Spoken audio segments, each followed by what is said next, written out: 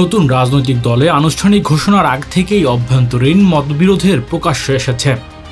আগামী 28 ফেব্রুয়ারি আত্মপ্রকাশ করতে যাওয়া এই দলের থাকছেন না জাতীয় নাগরিক কমিটির দুই নেতা আলী আহসান ও জুনায়েদ রাফেদ সালমান রিফাত।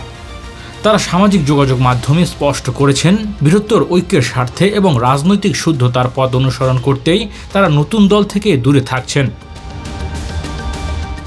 নাগরিক কমিটির অভ্যন্তরীণ বিভক্তি, বিশেষ করে সদস্য সচিব পদ নিয়ে টানাপোড়েন এবং তাদের সম্প্রতি চীন সফরকে কেন্দ্র করে সমালোচনা, এসব বিষয়ে তাদের সরে দাঁড়ানোর অন্যতম কারণ হিসেবে উঠে এসেছে।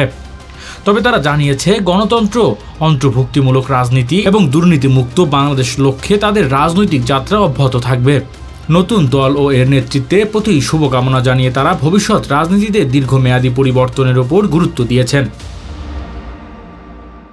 Desk report, metro TV.